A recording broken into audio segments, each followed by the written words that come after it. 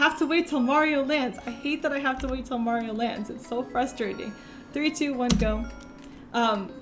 It wouldn't be the safest environment. My mom's not super young either, so she's not in the highest risk group, but you know, better safe than sorry. And thankfully, like with my dad's job, she doesn't need to teach, so she was able to step back from that. And then I talked to her because like she didn't want to not teach.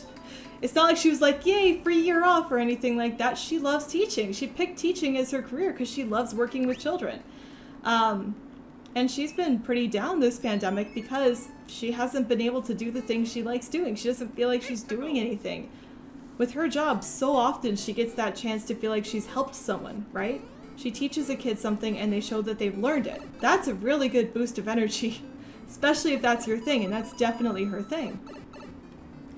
So not only was that taken away, but we're trying to, I guess that was taken away, and so we're trying to think of, you know, are there alternatives? Is there something else you can do? And so, like, online learning is a thing, right? A lot of schools went remote. Teachers can be doing remotely. There's private lessons you can do remotely, tutoring, things like that. But she said it just wasn't the same, right? You can't actually see if the child is understanding what's happening. That connection is different. The amount of information you can get is different. I know Zoom fatigue has been something that's come up in a lot of articles recently. I don't know if I'm the only one who sees them just because I clicked on one once and Google's like, you want Zoom fatigue articles? Here's every Zoom fatigue article in existence. And it's like, Google, you really need to let me tell you when I'm interested in something once and when I'm interested in something every time. In theory, it'll pick up on it by the fact that I haven't clicked on any of the new articles on Zoom fatigue, but you know, it's taking it a while to get there. But the idea is that, like, especially like if you're an extrovert or something, it feels like you shouldn't get tired on Zoom calls because you're talking to people, you're supposed to get energy from that. But it turns out Zoom fatigue is a thing for extroverts. I think sometimes even more than introverts. Like, I get less Zoom fatigue than my super extroverted friend does, even though we're not using Zoom. But like, you know, get the point. I think part of it that they were saying is like, one, you feel like you're always in the spotlight in a way that you wouldn't otherwise be. If you're meeting with 5 people, but your camera's always in that bottom right corner of the screen or top right corner of the screen or just a corner of the screen, you feel like people are watching you the entire time even though they're not. So that's one thing, feeling like you're in the spotlight when you didn't want to be. And then another one is that even though there's camera and that gives you way more information than just doing a voice-only call, there's still stuff it feels like you're missing, right? There's still something that's not there. You can't see the full body language. Like if I'm crossing my arms versus fidgeting with my fingers versus having my arms relaxed by my side, you have to guess that by where my shoulders are, right? Obviously for this, you can pretty much know for sure that I'm holding a 3DS. That is my current arm position, right? But if you're on a call with me and I'm getting stressed out about something and I fold my arms, normally like my manager would be able to see that and recognize, oh, hey, wait, something I said, something is happening, right? I'll split. Slightly slower. That was that. A little bit of a bonk stuff. Okay. Right, so you're missing information. I guess we can try it out, right? Like, my arms are crossed. My arms are relaxed. I'm doing a thumbs up. Like, you just miss so much information, obviously, with the Zoom call. Unless you do, like, a full body camera, but that's really weird and no one wants that. Right? Then you feel like you're under even more scrutiny, which goes back to that first point.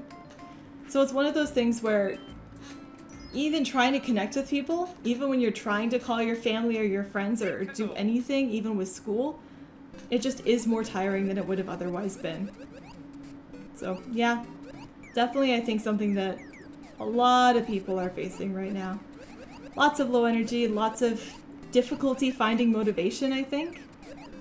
Difficulty sometimes even caring about different things. For me, I know if something is out of sight, it's out of mind.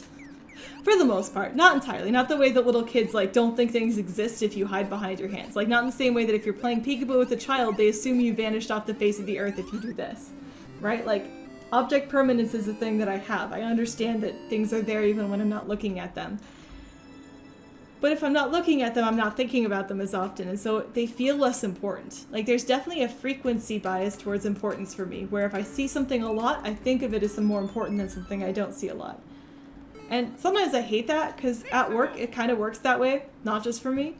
And so a lot of times things get prioritized, unfortunately, based on which team complains the most, because that's the team you're always thinking about. So it seems like they're important because, well, there's lots of complaints. It's just they're all from the same person.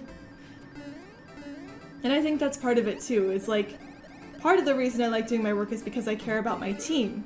And it's not like I stopped caring about my team, but I definitely care about them a bit less than I used to. And it's not because I care about the people differently, it's just I don't see them as much.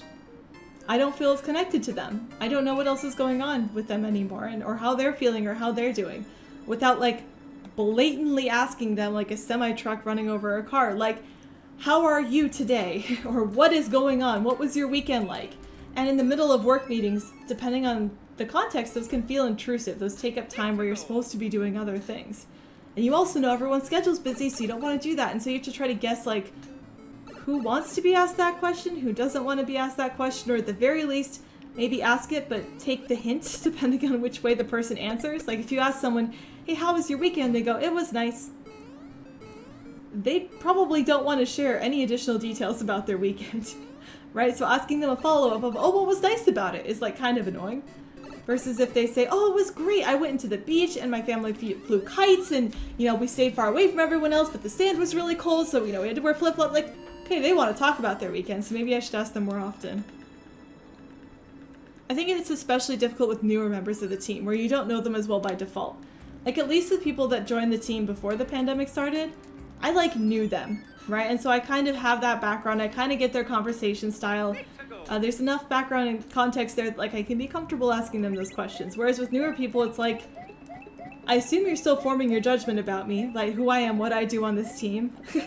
And so I want to try to be super polite and respectful right now, especially to make sure that before I know you, I don't accidentally go around breaking any boundaries. But it's harder to figure out where all of those are. Like, just, yeah. I'm sorry, guys. I go on work rants a lot. I feel bad about it. Oh, hey, we actually got past 2-4, though. It's because work is the only thing that happens, right? Like, I want to tell fun stories about things that happened in my day on stream. The problem is, my day was going to work, right? There just isn't a lot else that happens. That's the whole thing about being stuck. Like, I talked to one of my friends. She was good. She might get to go see her family soon, which is nice. Her birthday's coming up, so we planned out maybe we could do something for that because we'll both be vaccinated by then. Need to actually split. That's not related to my day. Well, it kind of is. This is technically still my day, I guess. There we go. Minus 4.7. Let's go. But the thing is, like, work is kind of the only thing that happens now, which is part of the problem. I already talked about watching FNAF videos. What else did I do today? Oh, for the first time in a while, I like actually just listen to music. That sounds like so lame. I listen to music all the time, but usually I listen to music like on my TV or while I'm doing other things or while I'm getting work done, all of that.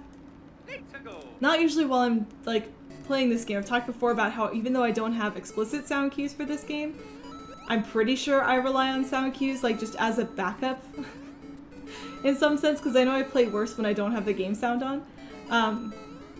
But there was a song I ran into today that I had heard before, but for some reason it just hit different today. And it was a K-pop song. It was NCT 127's Gimme Gimme, in case anyone was mildly curious. And I heard it before, but one of the nice things about them is even though they're not my favorite group, I do think I like them, and part of it's that they're under the same entertainment company as my favorite group. And so even though they're not the same group, because the same people will produce the songs, they have a similar style. And so it can still be pretty fun. Like, they still tend to make songs that I like, which is kind of exciting. But anyway, I'd heard this one before and thought it was okay, but hadn't really latched onto it. But apparently it's one of those songs that grows on me. You know how some songs, the first time you listen to it, you're like, yes, this is amazing. And other songs, you'll listen to it once and go, I don't know about this one. And then you listen to it the 5th time, and then you realize you've listened to it 500 times. Just out of nowhere. This seems like it's going to be one of those.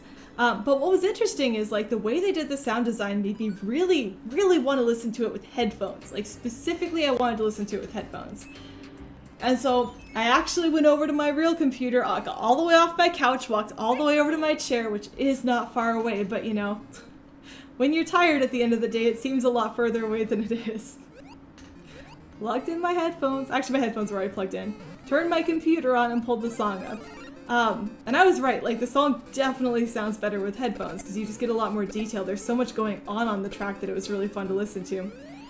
And it was to the point where I was like, okay, something I did like when I was younger and when I had an iPod, just to give you a frame of reference there, was when you had an iPod, you really couldn't watch the music video for songs at the same time, or you would only have so many songs. And so I just listened to them while laying on my bed. Like, that was when I was in high school, so I'd just be in my room. My room had a chair, but like, it wasn't very comfortable. So most of the time if I was in my room, I was just gonna be laying down on my bed. And I'd just listen to songs, right? It's a nice thing to do. I realized I hadn't done something like that in just about forever. So I was like, you know, it'd be fun.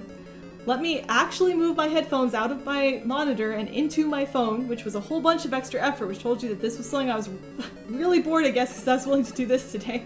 Oh, hi, Steven. Good to see you. Plugged my headphones in my phone, looked the video up again, and then just laid down on my bed, eyes closed, and just listened to the song. And man, it seriously had been just about forever since I'd done that. I forgot how relaxing that can be, to just try to block everything else out but the sound that was happening. It's one of those things where, like, if you're into meditation or you've heard about meditation or you know what it is, kind of the same concept, right? Meditation is this idea where you're trying to get rid of a bunch of other thoughts and just sort of focus on one thing, clear out your mind. Listening to a single track of music and trying not to think about anything but the music going in through your headphones is kind of like a form of meditation. Got my split. I guess that means I'm mini meditating when I'm doing that, but I'm not really, because I'm listening to music and trying to split, not just listening to the music. But wow, that was really, really fun to do. I ended up listening to it multiple times in a row just because it's making me happy. And I can only do it for so long before I actually start moving again, especially when it's like a dance song. Because at first I'll just sit there and like listen, just listen, let the music go all over the place. But then it's like, it's so hard not to just move my shoulders and like dance along to what's happening. But it made me realize, like, I haven't thought to do that in a while. That used to just be a thing I would do, and part of it was, like, if I wanted to listen to music on my iPod, that was just sort of the way that I did it.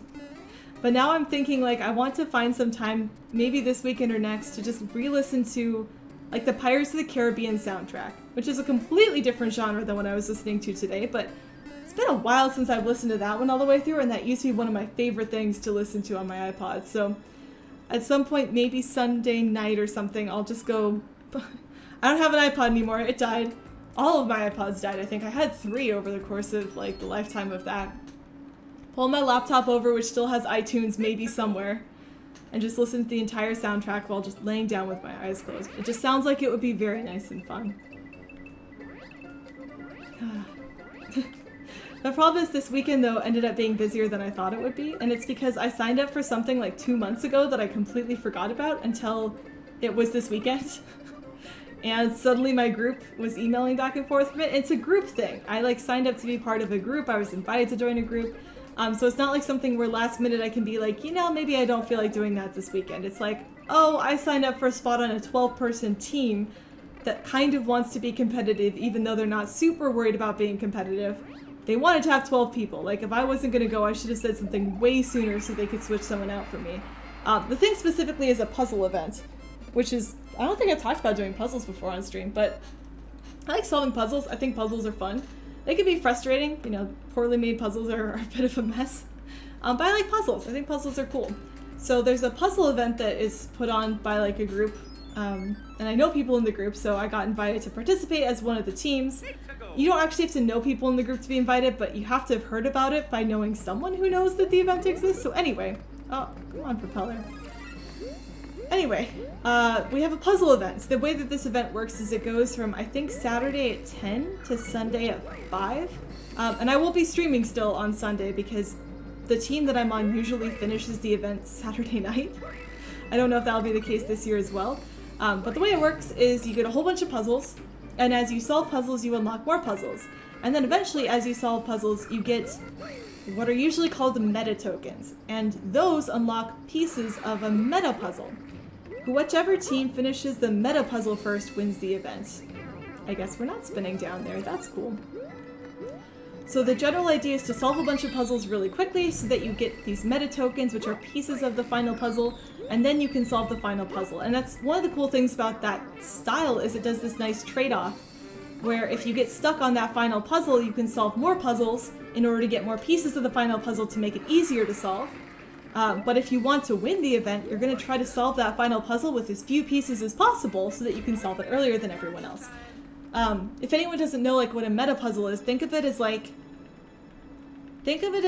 you have 5 crosswords. Or, yeah, we'll just do some number of crosswords. And every time you solve one of those crosswords, it gives you an extra word. And there's an extra crossword that doesn't have clues. But by taking the words and the clues from the other crossword puzzles, you can solve that final puzzle. Like, that's what a meta puzzle is. It's a puzzle that's built on top of other puzzles. So cool event, cool structure and everything. Listen, I'm pretty amateur, like, when it comes to these types of puzzle events. I'm on the team because I was friends with someone on the team and they invited me to join in. But they can get pretty competitive. So the reason that our team usually finishes at midnight-ish or late Saturday is because our team usually solves the majority of puzzles by the end of Saturday, and that's enough for us to solve the meta puzzles. So while there still are puzzles to solve usually all the way through Sunday, it's going to be really easy for me to drop off early on Sunday to do stream. Like, no one on my team will mind. In fact, most people don't stay for both days on this particular team anyway. But yeah, that's the whole backstory of that. The problem is, like, I was planning on using the weekend to catch up on sleep, because I think it's the last weekend before League of Legends starts up again. Or League of Legends might start up again this weekend, and I'm starting to miss it already. But instead, I have a 2-day puzzle event. And the good news is, I don't have to stay up till midnight with the team. Like, if I'm feeling out of it, I can say, hey, sorry, I need to go to bed, but like, good luck with the rest of the puzzles and everything. No one's going to keep me locked in there. But it was definitely something that when I was looking at my weekend, it was like, was not thinking about this as part of my weekend plans, and now they are definitely part of my weekend plans. Plus, this will be the first time I'm doing this puzzle event remote. They actually just canceled it last year because they didn't have time to turn it into a remote event. And so they were just like, well, come back next time. So this will be the first time I'm participating in a remote puzzle event. That was close. And so I'm not entirely sure how well this is going to work. Interestingly, I've helped run a remote puzzle event already, because I helped put together a puzzle event for an intern group at our company last year, which was really fun. It's interesting to write puzzles as well as solve them, but it's my first time participating in a remote solving group. Get good? Dude, I try. The other thing with this particular group is I only know a few people because I was invited by like one person that I knew.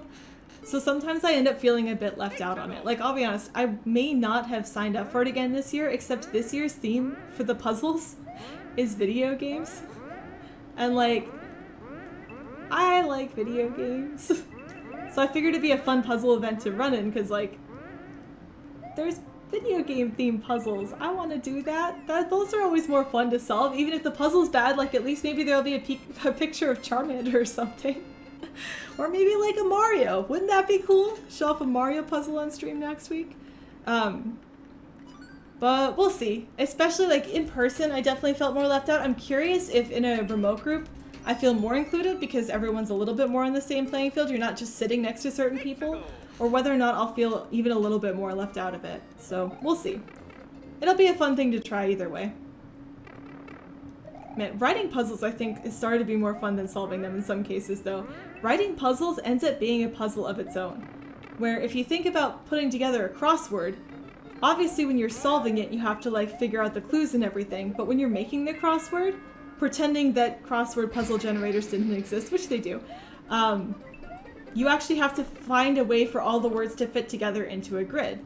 Like if you want your crossword to include the word rabbit, you better find other words that have letters from the word rabbit in them so that you can make this grid work, right? And doing that arrangement is a puzzle in and of itself. So that was kind of a cool thing that I didn't really learn until I had started helping to write puzzles. Of course, pretty much all of my puzzles, actually no, not all of them, but a decent number of my puzzles end up being rabbit themed because I'm me, unsurprisingly so. But that's also a fun challenge. Basically every year for the event that I help with, we have a theme. And so what my mini challenge ends up being is how do I take this theme and relate it back to rabbits? So like one of the themes was books or libraries, and it's like, okay, that's easy, Watership Down. Which if you don't know what Watership Down is, doesn't sound like something that's rabbit themed, but it's entirely, it's my favorite book. And it's entirely like fantasy type epic journey finding your home, but everyone's a rabbit. I guess technically not everyone's a rabbit, but all the main characters are rabbits. It's amazing. And it's not quite like Redwall where like the rabbits, they have like human storytelling characteristics where like they'll tell each other stories, but like they're very much rabbits. They run on 4 legs, they can't make things. It's awesome. They even have a rabbit language in that book, which is amazing. So that's my favorite book. So, like, tying that theme into rabbits is pretty easy. Cartoons was a theme. Okay, yeah, Bugs Bunny. Like, that's not too difficult of a one either. Try to think of what some of the other themes were that I had a little bit more thinking to do. Oh, outer space is an interesting one. But it depends, because if you take a super sciencey lens on outer space, then bunnies are hard to tie in. If you just take outer space as an idea, there are cultures that have myths about rabbits on the moon. Wait, me to split here. Oh, by 1.5 seconds! Let's go, Gold Split. That's awesome. I'm proud of that. Good job, me. Yay. There's cultures that have myths about rabbits on the moon, and this is something that I think has come up. It came up in Odyssey even, right? Odyssey has rabbits on the moon, if you've played Super Mario Odyssey. And it's not like randomly they decided to put rabbits on the moon, although I would have been okay if they randomly decided to put rabbits on the moon. I'm happy when people randomly put rabbits anywhere. But that is like an actual myth in a lot of different cultures. So, like, there's a way to tie space into rabbits, which is just kind of fun. Like, honestly, trying to go from any topic to rabbits is kind of like my version of the Wikipedia challenge, where it's a fun one to do. So if anyone has a random topic they want me to try to connect back to rabbits, feel free to just give me a go here. But yeah, rabbits are fun. Video game rabbits are a little bit easy, right? Like, there's lots of rabbits in video games. You can go pretty obscure on that, right? And go to, oh, the rabbits from the moon in Mario Odyssey, which is like not a direct connection, but like, there's also just like rabbids, which are more or less rabbits, and they have video games, so it's pretty easy to connect rabbits back to stuff. There's like obscure games too. Like there's a game called The Rabbit and the Owl, which is a puzzle platforming game, which is the reason I know about it, because I like puzzle platforming games. It's not all that great, but it does have a rabbit in it, so it makes it pretty easy to tie back in. Ooh, did I make that? Nope. Man, I haven't had to do my backup here in a while. Good thing I remembered my backup here, though, because that was a little bit scary, but oh well. Oh, yo! Infant, thank you for the raid! I appreciate it. Welcome to the stream. Oh, boy. Can I tie raids back to rabbits? Oh, fun random rabbit fact, because that's a thing that I do. I think a lot of people have heard of Monty Python, right? Monty Python, the Holy Grail, that movie, pretty common, lots of memes, all that good stuff. There's a rabbit in that movie.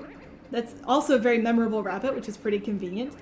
But one of the things is that you may not have known is that a lot of the rabbits, or one of the reasons that that rabbit was in the movie is because there's actually a lot of medieval art that depicts knights running away from rabbits. Like that was actually a specific theme in some medieval artwork. And it just kind of looks like rabbits were terrifying creatures, but actually it turns out the artwork was made to show that the knights were like cowards, to show that they were committing the sin of cowardice or something like that, because rabbits were supposed to not be harmful creatures. So that's this whole trope thing where it's like, okay, the knights were supposed to be depicted as scared because they were running away from the rabbits, but really they just kind of made the rabbits terrifying, and that's why there's a rabbit in Monty Python and the Holy Grail. There's your fun rabbit fact of the day. Hey, yo, he's the rabbit! It is the rabbit. I am the rabbit. Yay! I always call bunnies rabbits and rabbits bunnies. And it's one of those things where as someone who likes bunnies and rabbits, sometimes I feel bad about just mixing them up all the time, but also I don't care. Also, the official name for a baby rabbit is not actually a bunny, it's a kit. More fun rabbit facts. Click here to subscribe to more fun rabbit facts. Oh man. A significant portion of my brain is taken up by rabbit-related things. So you know how, I don't know, maybe you don't know. I should stop making assumptions about things. One of the ideas about how the brain works is that it works by forming all of these connections. So when you have memories, the way that they work is they connect themselves to establish things, and that's how you form new memories. And the stronger those connections are, the more those things are associated, right? So I might associate tea with honey in it with streaming because I do that all the time, but I also have an association to a specific memory of my mom bringing me tea with honey when I was sick and where she placed that on the table. And the reason that memory is so vivid is because it's so easy for me to recall the connection between that and other things, right? This is just a theory on how brains work. So assuming that that's the case, everyone's idea of things is structured differently. If you were to make a map of everyone's brain, everyone would have a different web. Think of it as a spider web, right? Where there's different spots where the lines intersect, and that's where those memories are. That's where tea with honey is a thing for me. and it's got all these lines going out from it to all the other memories that are related. If you know about computer science, like, just picture a graph, and that's what I'm talking about, right? But that's the general idea. I'm pretty sure if you were to map out my brain, I would have just the word bunny in the middle, and literally everything else I do would be mapped back to that somehow. Like, I'm pretty sure my brain as a kid accidentally just structured itself around the concept of rabbits, and that's why everything else just, like, exists on the edges of that. Like, the further away you get from rabbits, the less likely I am to remember stuff. Like, this game is a pretty solid node, right? It's got a pretty solid spot right now that other things can connect onto, but rabbits probably take the lead on largest dot in the middle of my brain. Oh, missed that one. I don't know, have I told the origin story of why we think I like rabbits? And by we, I mean I think my family. I don't know if I've told it on stream before. So I've liked rabbits ever since I was a kid. This is not like a recent thing whatsoever. Very much since I was born, basically. Let me get my split in real quick. Yay! So not recent whatsoever. And the thought is that this actually comes from the fact that my room when I was a kid was decorated with a decent number of rabbit things. Like, I had a light switch cover, which is just like a plate that goes over your light switch to make it look pretty. That was a rabbit. I had a stuffed animal rabbit that was in my crib with me for a while. I had other rabbit paraphernalia around my room, things like that. And so that's like a decent origin story, right? Like, my room when I was a child, like a very impressionable little tiny baby, had a bunch of rabbit things in it, and so I associate those with, like, growing up and, like, safety and lots of other pleasant memories, right? But the story goes one back from there, because while that's a good story and it, like, makes sense and it works out and everything, the real question becomes, why did my room have so much rabbit stuff in it? And this is where I really start to like the story, because this comes down to, well, my mom got them as gifts. And this is because I've mentioned earlier, my mom is a teacher. She teaches elementary school. And she was teaching elementary school at the time that she was pregnant with me. For some reason I was like, oh no, I need to split. I do not need to split there. She was teaching elementary school when she's pregnant with me, and at some point, like, she told her classroom where they noticed, and so her students, I think she's teaching 6th grade, she said at the time, her 6th grade class decided that they wanted to throw her a baby shower, so, like, give her gifts and everything, and, like, you know, celebrate, do something nice for her, which I think is super cute. Good job, 6th grade class. But they didn't really know what to get her, because they're 6th graders. And while I'm sure a bunch of them asked their parents what to get, they were trying to figure out, like, some theme, trying to get ideas. So they asked her, well, what's your favorite animal? And at first she's like, oh, I don't really have a favorite animal, but, you know, kids, they wanted to know her favorite animal. They planned around this. They're like, no, you have to tell us. You have to pick one. So my mom offhandedly just like, rabbits. You know what, rabbits? I think I like rabbits. I'm pretty sure that rabbits were not ever her favorite animal. I'm pretty sure rabbits never really meant much to her. I'm entirely convinced this was her just knowing that her 6th graders would not stop asking her what her favorite animal was until she gave them an answer, and so she just gave them an answer on the spot. And so everything her class got for her was rabbit themed. We have, like, again, rabbit themed light switch, rabbit themed clothes, rabbit plushies, like all of these different rabbit items that her class gave her. And so of course, like, what else was she gonna do? She put them in the baby's room, which was me, because she had them. Why not? She did not expect that this would lead to an absolutely rabbit-obsessed child, and that her throwaway comment to her 6th graders to get them to stop asking her the same question over and over would lead to someone who now had, like, so many rabbits in the house, would be obsessed with decorating our house every Easter, and still ask for rabbit-themed things at every time, like, every major holiday / birthday. I'm, like, really curious what, like, her previous self would have thought and would have said instead if she had realized in that moment that this would define her child's future. And also, it's also kind of weird to think that, like, my obsession with rabbits was partly generated by a bunch of random 6th graders that I don't know, and that are clearly all older than me by now. Like, they're not actually 6th graders in today's day and age. They're more than 6th graders. That was not useful. Probably have kids of their own. Their kids might be in 6th grade, heck. But yeah, that's an interesting thing to think about, right? When you think about, like, oh, bunnies are a pretty decent chunk of, like, if I were to identify things about me that make me different from other people, being obsessed with rabbits is a pretty big one, right? I've got other personality traits too. Being obsessed with rabbits is not a personality trait per se, but, like, it's a thing for sure. And to think that like that thing that seems so important to me was literally because random 6th graders wanted to ask a question. Like, that's kind of weird. That's kind of a butterfly effect sort of scenario, right? Like, you wouldn't think it seems so important to me to have such a like awkward random origin story, like inconsequentialness, but that's how the world works sometimes. Still 15.8. I was hoping we'd be at 16, but that's okay. Honestly, the fact that we just didn't miss the jump on 6-1, I say we.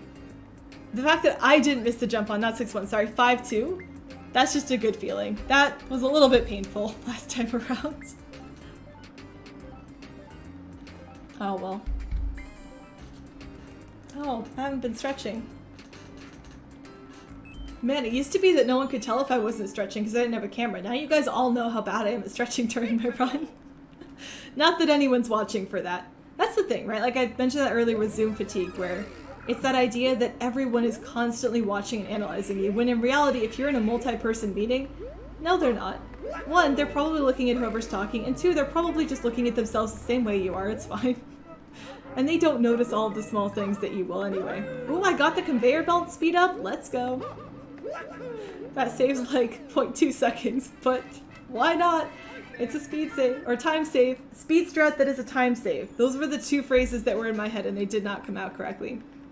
And I feel like streaming's like that too, where it always feels like, oh, you know, my camera's on, everyone can see me. But at the same time, like, I know a lot of people are multitasking. I know I multitask during a lot of Twitch streams. It's not like I'm constantly staring at the streamer's face.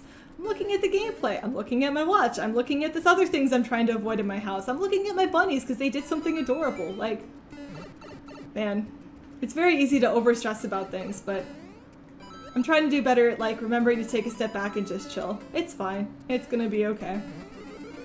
Whee! Time save is a time save? Exactly. See? Got this.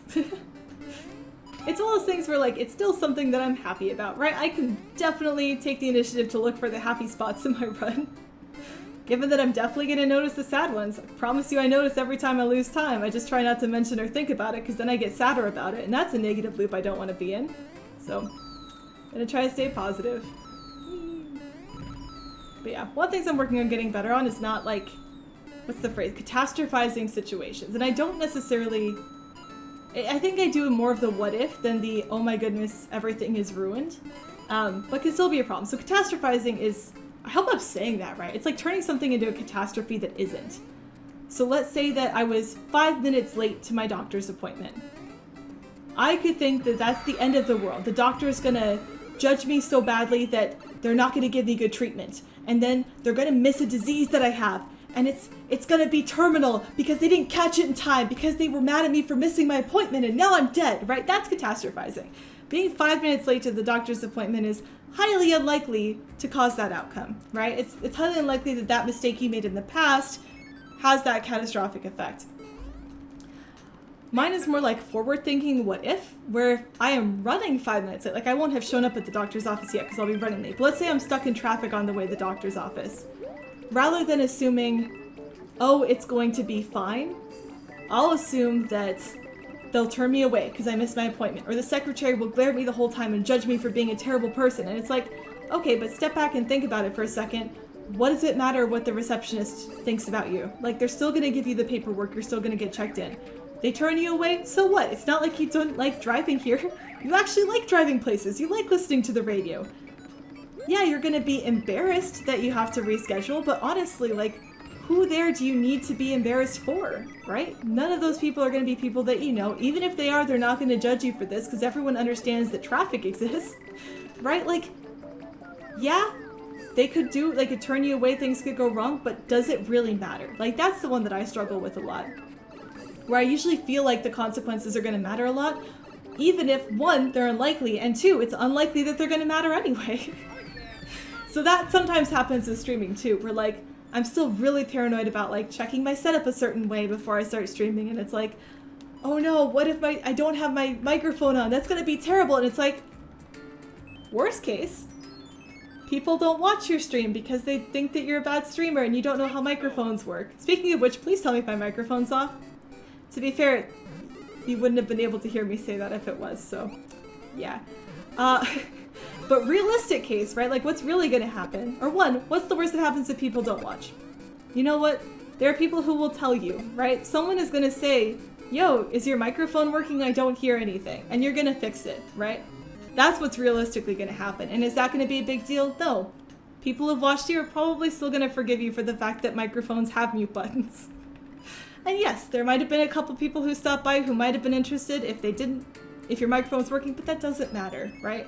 It's taking this tiny thing of like, oh my goodness, what if my microphone is muted for some reason? And just like way worrying about it more than it deserves worry. So that's something I'm trying to work on getting better at, seeing if I can do a little better thing. Ironically, I picked this example because I accidentally did have my microphone muted before I started stream today, and I did catch it during my test. But I'm trying to do just like one test, and I just changed it in the middle of the test rather than doing a second test or anything like that, right? I'm trying to get better at sort of not worrying as much and then not taking as many actions against that worry, if that makes sense. The one thing that's interesting about like worrying too much is that everyone worries about things, right? It's not unusual to be worried if you're going into a new situation, especially things like that. 8-5 down puck, I know, right? It's not unusual to be worried about things if you're going into a new situation or, you know, there's something important coming up. That's like a normal thing. That just also can be a sign that that thing is important to you and that you care about it, right? For me, it's if someone's going to spend their own time watching me, I want to do a good job, right? But there's a point to which that can become a detriment. Like worrying is normal. Trying to force yourself not to worry takes effort. And so at what point does that effort sort of become worth it? And I think one of the ideas that I've heard, actually I'm going to stop so I can split because I can't multitask with this. There we go. The point where it becomes a problem is when it starts to get in the way of your ability to do things. So that can be, you get so worried that you don't, like let's say your friend's inviting you to their house, there's going to be some other people over and you don't know those other people. Well, that makes me nervous because what if, who are those people? Do I know them? What were they going to think of me? Okay, do I have to try to like, should I dress a different way than I normally would if I was planning on just wearing sweatpants because it's my friends and I don't care? Should I like actually wear jeans? What about my makeup? Should I do that differently so I do a good first impression? Like all of that sort of stuff, right? And that's fine, right? That's part of making decisions. But if it gets bad enough that I just like text my friend and cancel, not because I was actually sick or because I actually had a conflict come up, or I actually didn't want to go, just because I was too afraid to, well, now I've missed out on an opportunity as a result. Now maybe I'm gonna like start to fall behind in my social circles as a result of that. That's a negative consequence where like you can worry so much that you avoid something. The other one is worrying, as it turns out, newsflash, it's just not fun, right? Usually when you think of times where you're having a good day or you're having a fun time, it's not the ones where you're also constantly worried about things. I know, big revelation right there. Huge breaking news. But if it gets to the point where like you're constantly stressed because of all these things that are getting you worried, that's where it can also be a problem, right? That's where if that stress starts to make it harder for you to sleep, you don't eat correctly, like you're just can't get other things done because you're stressed, that's when it becomes a problem. So it's like, the good news is my amount of worrying that I do is definitely more than average. Like after, when you're growing up, it's hard to be sure because it's not like something you talk about, but I've talked to my friends, talking to my parents, everything. I definitely have an above average amount of worrying that I do. Like above what's necessary, not just worrying because I've had life experiences that justify it or because like I do things that are so risky that I need to worry about them all the time. I just am more of a worrying type of person. But the good news is it's not at the point where I don't do stuff. I was worried about starting streaming. Clearly I've started streaming. I was worried about adding my camera to the stream. Clearly I did that, right? Did I take longer than other people might have? Oh, heck yes. But I did it anyway. So that's the good news, is like usually my worrying is not great, but it doesn't get in the way of things. So it's not at the point where like I would need professional help. That being said, I still see a therapist because it turns out my work just lets me see one for free. And it's amazing. Like, I definitely grew up with therapy being a stigma of like, oh, you have a mental problem. You need a therapist, right? That being such a like taboo, evil, bad thing, meaning there was something like horribly wrong with you. But, with the pandemic, I wasn't feeling my best. I knew that something about me was not feeling the way that it was supposed to. I decided to give therapy a try to see if that would help with that. And it turns out, just having a coach for how your brain works is amazing. Like, if anyone is in a place where they have the means to just see a therapist, would recommend it. Again, I don't have any, like, clinically diagnosed issues. There's nothing about me that needs attention, that, like, absolutely needs medical, you know, professional help for anything that's going on in my head. But, like, dang, is it nice. One, you just get a vent to someone sometimes. Like, I could just talk about whatever. Oof, sorry, I missed where the oof context was, Belongsi. Right, I could just talk to someone about anything that's bothering me. Get the, even like the little validation things. Or like, okay, is it weird that I'm thinking this? No. You know, what about this thing that I'm worried about? Yeah, you're probably fine, right? And it's annoying to do that to your friends over and over and over, for sure. Sorry, I missed one jump a certain way, and so I wasn't sure about the ending, which is why I slowed that one down. But it turns out it's just nice, because you then don't have to bother your friends with those questions. Like, I definitely don't always want to just ask my friends or, like, make them listen to my problems, because they've got their own problems. I don't need to put more problems on their plate. And it's more fun to talk to them about, like, fun things that are happening as opposed to... So I feel like I haven't been eating as much as I used to, like, different things like that. So nice to just have a professional person that you get to talk to for that. It's kind of like having a physical trainer. Definitely, like, I'm lucky that my work just pays for this for me. Like, that is not something everyone can do. But I feel like it's kind of like having a personal trainer, where it's like, yeah, you can do a lot on your own, but having a professional able to look at and help you is going to make a difference. Ironically, I feel like that conversation has kind of been happening in speedrunning, not around like therapy or anything, but around coaching. Because there was that, was it GSA? There was the site that put up like, oh, we're gonna do a whole thing, and people were memeing about like, okay, Discord exists. Guides exist. The whole speedrunning.com section of guides and resources exists.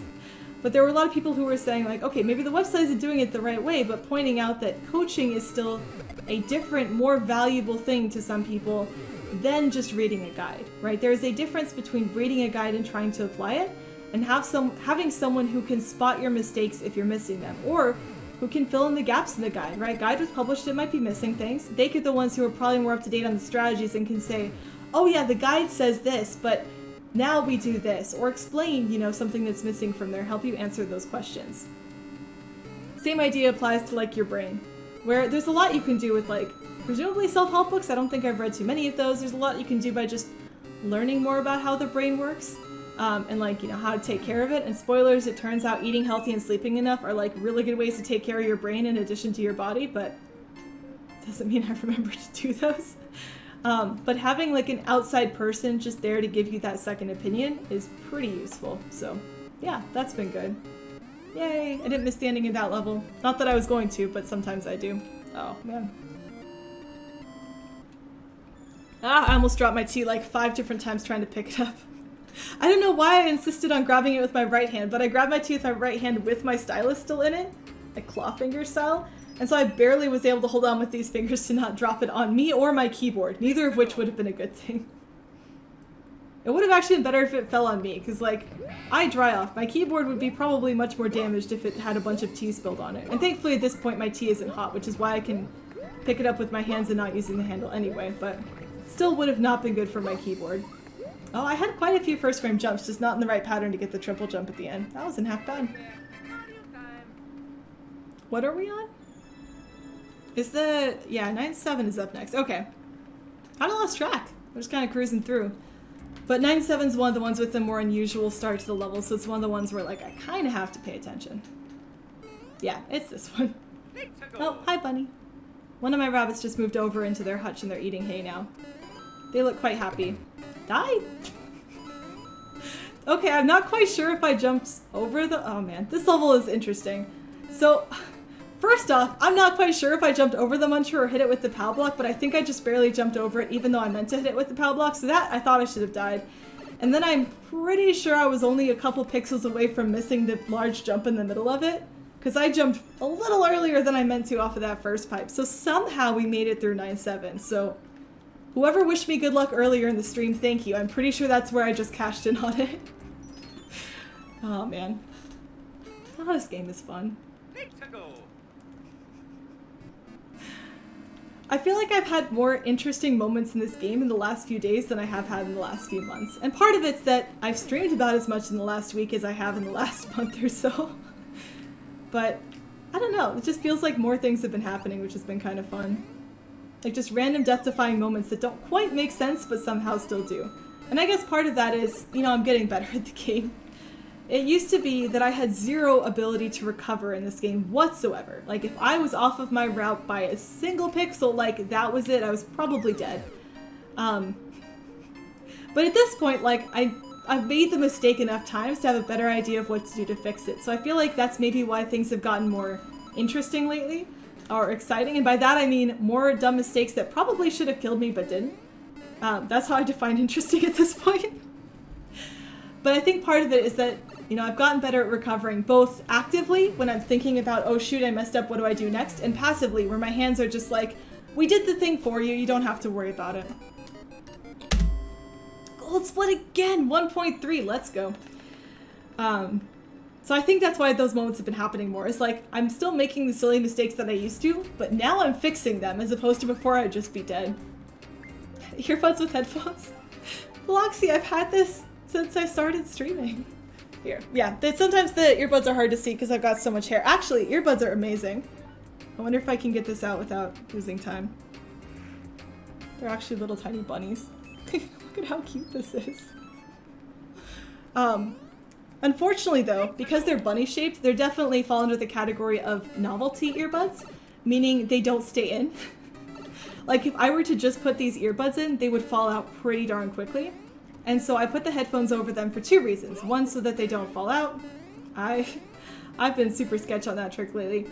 One, so that my earbuds don't fall out in the middle of the run. Because like I said, even though I don't officially have any sound cues, I play worse without sound based on my few tests, but you know, enough to have me convinced that it's worth it. And so if I would lose my earbuds, not only would I be missing sound, but then I'd be scrambling to get them back in. Like even right now, there's like hair underneath my earphone and it's annoying me and I'll have to try to fix it in between some of these levels. So that's the first reason. The reason that I also use headphones with it is because these are noise canceling, and even though I don't have them turned on, so the noise canceling isn't active, it still does cancel out noise. And that's not originally why I did it. I originally just did them so that my earbuds would stay in. But it turns out now I've associated this noise canceling-iness with streaming, with being, you know, live, basically. And so it helps me get into the zone of, like, remembering that I'm live. It just makes me feel more like I'm in the middle of a stream, because in the middle of a stream, sometimes, like, if chat's quieter, you know, it's hard to prove that you're live, right? It's hard to prove that you're actually streaming, because there's no outside existence that's validating that that is what's happening. But by having these headphones in, I always feel like I'm in streaming mode, so it doesn't matter if chat is quiet or if, you know, nothing else is happening or I'm in between levels. Like, I'm streaming right now, and that's an auditory thing that I know is happening. The other bonus thing is it reminds me to project my voice a bit better. So because the noise canceling is in effect, my own voice obviously sounds a bit quieter to me because I don't hear it reflected as well. And with my microphone being not right next to me, it's about a full arm's length away. I can't even show my full arm's length. There's my arm compressed, so just imagine that but stretched out. That's about how far away my microphone is for me to be in this camera position. Having the headphones on, being noise canceling, makes me want to talk louder by default because it sounds like I'm talking too quietly if I talk at my normal volume. And that picks up better on the microphone. Like that's a better sound experience on the other end, based on my own recording tests, than if I sort of talk at my normal speaking voice. And it's not just about the volume settings in Discord, it's about the quality of the tone too. It's like projecting, right? There's a difference between projecting and talking normally, not just about shouting and talking normally. So anytime I'm recording audio as well, I'll use these. Not that I just freaking fixed this hair. Come on, hair. Oh, now the headphones fell out. See? This is the danger though. But it's weird to adjust them mid-run because then I'm out of my streaming zone for a second because the rest of the sound is coming in. It's like, oh my goodness, where did that come from? But if I'm recording sound too, then I'll also keep them on by both. So hopefully that answered your question, Paloxy. It's a very long answer. Probably more of an answer than you needed, but that's why. Oh, third reason at this point is just because it takes up more space. I think they look nice. Like, I don't know. I've definitely, like, put headphones on my in-game avatars before, even though in-game avatars can't listen to music just because I think they look nice. I'm not gonna lie. If I'm on a camera, I'm gonna at least try to look good. not like I go crazy and like really put a ton of work in to be camera ready for stream or like have a big process for that, but like, not like I streamed all that much, but I've always had makeup on while streaming, right? Never streamed without makeup. Today's makeup is different than the other days. Today's makeup is fun because it's yellow. I don't think I've done yellow on stream before, and the yellow one ends up being a lot paler, so it's less dramatic and it looks less makeup-y. In some sense. Also, it's yellow though, so it looks less natural than when I do brown or gold, but... Right, it's not like I put a ton of effort into getting ready and like specifically have stream makeup, or I know streamers who, female streamers who put false eyelashes in when they do stream because it turns out it makes you more expressive. Like, one, false eyelashes, as much as they sound weird, do make you look better. Or let me rephrase that. They make you look more conventionally attractive. Like, more based on society's specific definition of attractiveness that's been pushed for, you know, hundreds of years. Wearing false eyelashes makes you more attractive. I have worn false eyelashes before as part of a photo shoot. When I was in college, the dance group I was in did a photo shoot, and it was super fun. We ended up doing one every year I was in college. And it was such an amazing confidence boost just to like actually put all that time into your appearance and then see that you could look that good, right? You see pictures of people in like social media and stuff like that, and to have like even just one picture of me that's at that quality, oh man, makes me so happy. I still like have those photos and use them for things because they were so good. But I know some people, streamers, will put false eyelashes in because it does make your expression more dramatic on stream. And nothing, that seems like cool. It's like an interesting tip, right? It's kind of cool that like that's a hack you can do. But I don't do anything like that. At the same time, I do think headphones look kind of nice. My head in particular, I feel like it's very oval-y. So it's not like egg-shaped, it really is just like oval. Like if you're creating a me character of me, you would pick the oval face.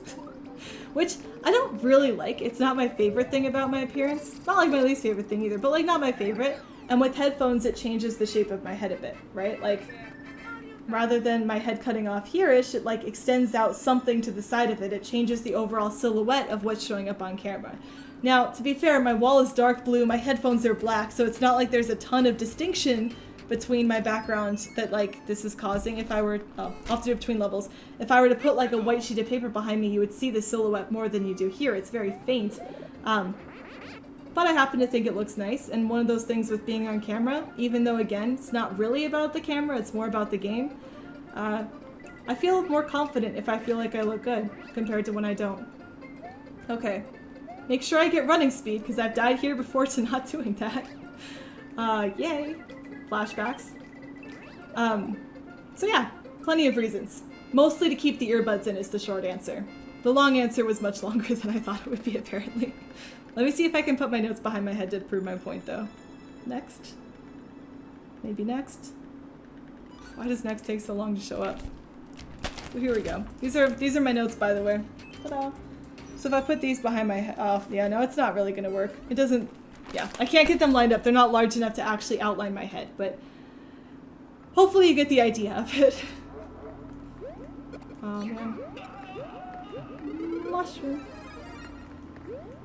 This kind of goes back to the whole thing I was talking about with worrying. I also overthink a lot of things. I'm sure a lot of streamers don't put that much thought into what's going on screen. But I don't think I'm the person on Twitch who thinks about what I'm putting on screen the least either. I think sometimes that ends up being like... I think women tend to be more conscious of their appearance on something like Twitch than men, but that's a hypothesis I have, based on the fact that I think women are more likely to get comments about their appearance on Twitch than men. But then again, it's not like it's a women's only thing. One of the streamers that I follow, Punchy, who does a lot of horror game speedruns, so I know him from like running Silent Hill and GDQ events. Oh, he also apparently does a lot of rhythm games. I just think his Twitter's kind of fun, so I keep up with what he's up to. He was pointing out that before the lockdown, before pandemic, he got like 0 comments on his appearance during stream. But like many people when he was stuck at home, he ended up not going and getting a haircut for a long time. So his hair grew out and he now has long hair. And apparently once he had long hair, like he would get comments daily about his hair. Like people would constantly be talking to him about it. So definitely not a girl only thing, but definitely seems like it's something that may be a little bit more common. Also, it's just interesting to hear that. I wouldn't have thought about that one and like how like pandemic changing people's hairstyles like makes as much of a difference. Like I know people are getting longer hair from the pandemic, but it's not something I think about I think as much as other people do because my hair was long to start with. Like you can't see all of it, but it's long. It's very long. It's like down to the bottom of my back, especially if I straighten it. You see my hair is like wavy fuzzy. Usually have it in a ponytail. If I straighten it, it gets even longer. I'll straighten it eventually, like sometime for stream, but the problem is because I have long and like very volume thick hair, it takes like an hour to straighten it, so it's very rarely worth doing. Like I like how my hair looks straight, but dang is that not fun.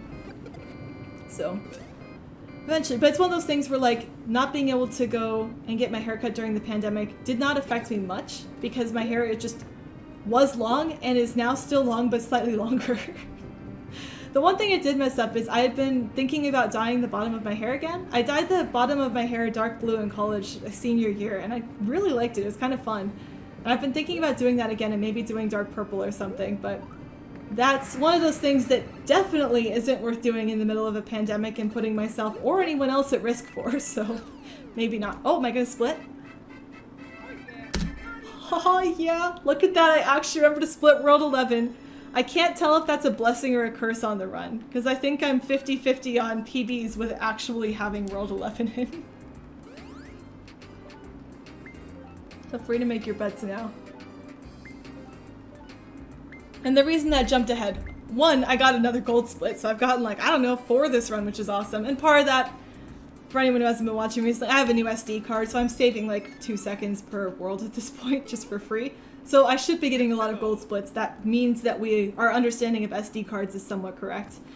But the other reason that split was so darn fast is because my one death in my current PB that I'm timing against was in World 11. So dude, I keep twirling there. I almost died here again. I died here yesterday. My one death in the run was in World 11. It was on the Cape level where I just missed flying, so you heard me talking about that on that level. So, like, the 30 seconds worth of time save is from just not dying. It's not like I played that much better. You can see that by the 0.3, even though it is technically a gold split. It was much more the fact that I just didn't die. But the fact that I have 30 seconds of time save up to that point is mostly load times, and I played well enough not to lose the load time benefit. That's kind of just how these recent runs have been going. That's why part of me was honestly a little bit glad that my run died yesterday, even though I did want to get a new good time, was because it was unlikely I'd meet my goal, but I had a chance at getting a new PB, which means I would have been running against a new set of splits. And this set of splits is just kind of nice. Like, one, I already know where the time saves are, so it's not like I have to think about it. And two, it's just kind of nice to get free time save. With the new SD card, like, a lot of times I'm just getting for free time save in certain worlds, or like most worlds. And it was frustrating when I learned that SD cards made a difference, because it's like, oh, well, I apparently was missing out on this time save, but now that I'm running with it, dang, it feels good. Like, just randomly getting gold splits again is nice after running this game for a while. Being able to save 30 seconds without having to play like a maniac is kind of nice, even with only having one death. It's kind of letting me cheat a bit. Like, eventually I'm gonna have to get used to, you know, 5 seconds of time loss is maybe enough to reset on. But for now, I get to cheat and pretend like I can die a couple extra times, right? Like, at this point, the PB that I have, the time on the right side, only has 1 death and 2 major mistakes. But I can do the equivalent of 5 major mistakes with my new load times and still get a good run going. So it's like I'm cheating and I get a little bit more leniency than I should be getting right now, but it's kind of nice. Once I get a new PB though, that all goes away and we're back to grinding. To be fair, I'm grinding with this too, because my PB was good, so even only 5 mistakes is kind of hard to match. As is evidenced by the fact that we're on day 4. I don't know how many days, so the hope is that we finish. Really? It'd be nice to finish today, but I really want to finish before Friday, because Pokemon Snap comes out on Friday, and I really want to play Pokemon Snap. But if I haven't gotten sub 150 by then, which, you know, given how runs have been going, we'll have to see. Haven't gotten sub 150 by then, I'll watch a stream on Friday, but it's like, do I stream first, or do I play Pokemon Snap first after work? Like, that's a difficult decision, I think. Because if I play Pokemon Snap first, I might just get too addicted to it and not stream. But if I stream first, well, then I might get too addicted to that and not play Pokemon Snap. Like, what am I gonna do about that? Oh, I hit the ceiling. Bonk. So, I don't know. Friday's gonna be interesting. I also finally gave up and ordered Bowser's Fury. I think that's 3D World plus Bowser's Fury. I had like been putting off on ordering it because I was like, oh, you know, I don't really want to play it right now, but you know, maybe I can ask for Christmas or something. But I keep like seeing people that I like to watch stream playing that game and not being able to watch them because I don't want to be spoiled on it and feeling sad. So it's like at a certain point, you know what, you like these types of games, just play it anyway. There's other games you can ask for. And then on top of that, they have not announced the games list for GDQ yet. I don't know when they do, but I assume it's not for a little while. But I'm guessing that game will be on there because I don't think it was out for January, like AGDQ. And it's a popular Mario game, and oh, really? Ow! I haven't had a problem with those bloopers in a while. That's unfortunate because this is a long level, so we might be back to even at this point. Usually I feel like GDQ will run the Mario game if it's new. Like someone will submit it and they will take a run of it because they know people will want to see it and it's brand new, never been shown off before. Like that happened with Breath of the Wild. I'm sure that happened with Odyssey as well. So it's like I'm gonna want to watch that GDQ run. Like that's gonna be a thing I'm gonna want to do. But I won't want to watch it if I'm gonna get spoiled, so maybe I should just do the gameplay now and then I can watch when it comes out. Ouch. Yeah, that death was pretty bad. But that's okay, we can keep rolling with it. That's the nice thing about having the extra time save is that was probably longer than my other death in this run, or the death in my PB, but I don't think we went all the way back. So I was trying to watch the in-game timer as we went through that level a second time, because you can add that to about 5 seconds for the death respawn to figure out how much time you lost. So I think I lost between 35 and 40 seconds. So we might still be ahead coming out of World 12, but part of that will depend on how 12-4 goes, but that's an ouchie one. It makes me sound like I'm 5. That's an ouchie one, but that one hurts. But if I say that one hurts, then it's hard to say that without having a defeated tone at the end of your voice, right? And if I hear myself say that, then it starts to get me down, like, oh, that one hurt. But if I say that one was an ouchie, it's hard to say that without ending on a more positive tone, you know? Like, it's hard to do that without just starting to almost laugh. So that's why I do that even though it sounds juvenile. And I know I'm a little self-conscious about the fact that it sounds juvenile. It's because having that positive tone on it makes it seem more funny than bad, which makes me worry about it less and think back on it less, right? If that makes any sort of sense. It's a mindset trick I'm using to stay on my game. So yeah, see, 35 to 40 seconds. Well, a little bit less than that. So yeah, 35 seconds was the time. About when you get to the bloopers, it's 30 seconds in. So that's unfortunate, but at the same time, definitely not out of this race yet. Let's keep this going. Not that this is a race. I don't know. We've been joking about whether or not sub 150 is a race right now. I know Juice was streaming earlier today trying to get it. I didn't see how those went though. I assume he didn't get a new PB or he would have posted it, but hopefully his attempts went well. Fingers crossed. Unfortunately, I was, you know, in theory working at that point in time, so couldn't quite watch, but I don't know. We'll see who gets it first. I think it is something that myself, Pelongsi, or Juice, any of us three could get. I think Juice definitely has a bit of a stretch. He's going to have to get a really good run for him in order to make it happen, just because he is newer and his PB is a little bit further behind, but he can beat every level in this game without time. The trick is just doing it all at once. And obviously Pelongsi's ahead of me already, so if he ends up streaming more and going for more attempts, like, he can definitely take this before I can if I'm not careful, so we'll end up seeing. That's one of the nice things about where the community's at right now, is that it is competitive enough that, like, anyone could get this. And the fact that anyone could get it means that we have a competitive community that has been going back and forth and beating each other's PBs and beating each other in races and everything, so that's been really cool. I've been loving the competition lately. One of the other reasons I just want to get 150 is because I feel bad. Juice has been working, one of the community members is Juice ACD. He's been working on optimizing one of the individual levels in this game, 18-8, which is a very long level. It's the last level in the N8% run, and it's pretty difficult to get all of the tricks and optimizations to get a good time on that level. And I think he was hoping that, like, other people would challenge him for the IL, and I want to. Like, I definitely want to do that. I'm down to give it another go. I have the second place time, I think, on that level, but I don't want to split focus between that and any percent, so as soon as I get 150, I'm going to come for that IL, because I think that would be a fun thing to do as a community too, is see if we can race that one out a little bit. I think the current Record time on that level is a 111, and I think it's theorized to be possible to get a 110 with current strats.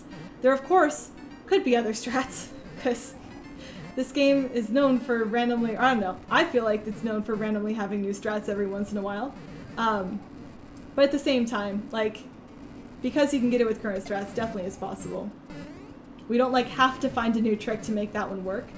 You just have to play really well. If there's anything that isn't in the current run, I think the propeller room might have been slower, so we'll have to see. Floxy, I hope you're proud of me. I actually did 13-2 correctly. Sorry. Floxy is the person who wrote down the strat for how to consistently get a fast ending to this level, because this level is entirely cycle-based, but because it's not an auto-scroller, you can control when some of the cycles start, and if you control them correctly, you get optimal times. And he was nice enough to write out a guide for exactly how to do that, which he posted and which I learned, I think, the day of or the day before my marathon run. But I'm pretty bad at remembering that I'm supposed to do this strat. And so I usually mess it up just because, like, I accidentally start running before you're supposed to. And because it's all around spawning cycles, if you run too early, you've missed the strat. Like, there's not a lot of recovery ways, or there's, like, no recovery basically on it. Nice, I'm proud. Okay, I'm glad. Thank you. So I've been missing that one a lot, and yesterday that came up in particular, because sometimes when you miss it, you get lucky and you still happen to have hit a good cycle.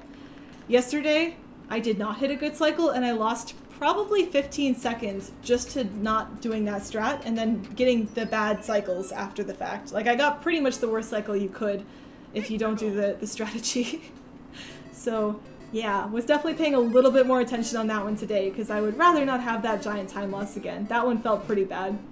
Yesterday's run was just an adventure all around. Like today's run, I died to the bloopers on the Koopa Clown car, 12-3, one of the Koopa Clown car levels. That's a death where it doesn't feel as much like a silly mistake, even though it kind of is. I wasn't far enough back, I didn't fire soon enough. That feels like, yeah, that's a spot that's difficult. That's a spot that's easy to die on, so you know what, that was just how the game was going to treat me today. Yesterday, it was all weird stuff. Like, okay, 17-8 admittedly. I don't remember if I died there. I had a bunch of slowdown, that was my fault, sure. But I also did a bunch of silly mistakes that were also just like 100% my fault, and also what the heck, and also these are sad. Where there's a level where it's 5-2. Where at the end of the level, you do a large jump over a gap in order to reach the goal, and in doing so, you skip a section of the level where you're supposed to stack up a bunch of springs. Like, you're literally supposed to stack a bunch of springs on top of each other. And in doing so, oh, am I going to get damageless? I got damageless! Let's go! In doing so, you then create an elevator to get up over the final obstacle and get to the end goal. Well, of course, if you can jump from one side of the stage to the other and get over that obstacle without doing the elevator spring strat, that's way faster. But I missed that jump. I haven't missed that jump in like 50 attempts, maybe more. And creating the elevator out of springs takes like 20 seconds. And then plus getting up the elevator took way longer than I thought it should have. So that level was a bit of a mess, and that's such a ridiculously silly time loss, but that was in there. And then so was 13-2, where I just forgot to do the strat and then got a really bad cycle off of my random movement and lost another, 15 seconds there. So I don't know, yesterday's time losses were really unusual ones, to say the least. I guess losing time on 13-2 isn't that unusual, but it was like a bunch of mistakes that you look back on and you go, did I really do that? Whereas dying to the blooper, it's like, it's an air blooper. Yep, I died there. It's an air blooper. I don't feel too bad. So a little bit of a different feel between the two runs for sure. Not that that makes that much of a difference. Obviously, like, the time is the more important thing, but you know how a run feels can be a good indicator of like where the runner's head is at. Like, what types of mistakes are they making can give you an idea of what their mental state is. And if you looked at my runs yesterday, definitely seemed like my head was maybe screwed on a little bit loosely. Which was fine. Like, I still pulled out an okay run from it, just messed up the very ending, so not too bad. Oh yeah, I messed up 18-8. Like, to be fair, I was already not going to hit my goal with my times, but then I messed up 18-8. What was ironic about that one is I was sitting there trying to remember why I had time save in my 18-8, and then I made the exact same mistake that my PB had done, and it was like, oh yeah, that was it. That was the time save. I guess I didn't get it this time. Oh, well. Alright, let's not do the thing where I don't wait for Bowser and he jumps and then I'm dead. Okay, we did the thing where we waited for Bowser and he didn't jump and I'm not dead, which is obviously much better. And I'm getting it back ahead of UWR here because this is the one death that the unofficial world record takes. Dude, gold split by 5 seconds! What the heck was I doing? I guess the new strat really... That's gotta be just 13-2. I know I've done 13-2 just as fast before, but I also did well in 13-1, I guess, and 13-3, so... Dang, a 5-second gold split. Some of that, again, is with 6 levels, there's a little bit more time saved from loads, but gold split on World 13, I will still take that. We're now minus 30 on my PB and plus 10 on world record. Not bad at all. Oh, the booring level. I'm still laughing at a pun from 2 days ago, but that's okay. Part of me is tempted, like I've realized I forgot to drink tea between worlds and I'm starting to feel my throat get dry, so it's like, oh, I should drink tea right now. And part of me is tempted to try to find a way to drink tea in the middle of this level because it is an auto-scroller. And the other part, the much more sane and intelligent part of me is going, please don't do that. Just drink the tea between levels and keep the mushroom that you're supposed to have and don't die to literally the boo ring on this level. This level would be a very sad death for sure. It's already like 30 seconds into the level and it feels like we've barely moved. That's this level. Thankfully the ending speeds up, but that's one of the reasons why auto-scroller deaths are so painful is you can be early on in the level and so it doesn't feel like it should lose that much time, but still just lose a good chunk of time. Like if I would have died, or lost my mushroom, no, actually died at the beginning of this level, that would have been back to even on my PB and back to 40 seconds behind world records, so glad I did not. And see, look, plenty of time to drink tea. And by that I mean not that much time, because I do have to get back in time to hit next, but like, that was a comfortable sip of tea compared to if I was trying to sip tea while not dying to a boo ring, that would have been much less comfy. Definitely a little bit more intimidating and scary. 14-2. I wonder if I can get the ending strat. I haven't gotten it in a run yet. Or at least not a recent one. But part of that's because I don't know, I feel like I'm like subconsciously trying to avoid having to go for it by messing up the staircase at the end. I don't like know for sure that that's what I'm doing, but it definitely feels like that's it. Yeah, see, I did a little bump, and that probably would have been enough to still be fine, but nope. Because I swear, I can do that staircase climb pretty smoothly, but I don't do it smoothly in runs, and I can't tell if it's just because this level makes me nervous and I tighten up a bit, or whether or not it's because I know if I get it perfectly, I want to go for that extra strat, and I don't want to die going for that extra strat. Maybe I should just start telling myself I'm not going for the extra strat and see if that makes that climb smoother. I'm legitimately curious now whether or not that would make me do better in that part. Because that would answer the question of is it nerves or not. Things to experiment on at a later date. Oh man, hi Crushers. Hi Cheep Cheep. Yeah, I don't think I ever really noticed the Cheep Cheeps in this game. Like I noticed them, like I noticed that that one exists and everything. But they just never really seem to be a problem in the game. Like I've died to the Cheep Cheeps in this level before. Not gonna pretend like I haven't. But compared to like bloopers in underwater areas, like they're just chill. They're friends. Cheep Cheeps are great. It's like, what was it, Finding Nemo, that quote of like, fish are friends, not food? Except I don't think Mario eats fish. I know Link does, because Breath of the Wild you could catch fish and cook them. But I don't think Mario... Has a Mario game had a fishing minigame? Like it would make sense for it to with the whole Cheep Cheeps thing. I feel like there may have been like a fishing Mario game, but like Mario games, I guess they have a lot of mini games, but they're all about platforming, whereas fishing is like not a platforming thing most of the time. Oh, Mario Party. Mario Party must have a fishing mini game in it. There's no way it did. Oh, and Mario Odyssey. Okay, yeah, this has fishing before. Mario Odyssey has that one where you can capture a Lakitu, and then you can fish up things from the water. And usually it's like a moon or like a cool item or something. I think one time it might be Captain Toad. Why he's under the water that long without dying, I don't know, but congrats to him. So yes, Mario has gone fishing before. Official statement. Okay, and I'm gonna hit this block way further to the right this time, because yesterday I got a surprise friend coming back with me, where I was like way further along in this level in the hold right section, and magically there was still something following me. Or no, it wasn't in the hold right, it was in this section, but randomly there was a a fireball that managed to make it all the way back over here and continued to chase me in this section that just shouldn't have been here, and I was so confused. But, oh well. It's not here today, so bye, random fireball that we don't know where you came from. Theory is still that it hit that invisible block that I grabbed, but I do not have a good way of proving that, so... Actually, I can't remember if someone clipped it or not. I need to go back and look. Yeah, I feel like I need to do something with this auto-scroller. Most of the other auto-scrollers, I feel like I have something that I do to like keep them interesting. With like the boomerang level at the start of this world, I have a specific spot I stand in to like make it fall around me in a way that looks kind of scary if you haven't seen it before. I've got my mini strategies for dealing with the boomerangs in the middle of the level. This level I've got some hold right spots, which are nice because like can just drink tea and stuff. But I feel like for these sections here, there's just not a lot to do. And so I'm definitely too tempted to do dumb things that are going to get me killed. Like dumb stuff that's going to be more dangerous than it should be. I need to work on better strategies. Alright, tea again.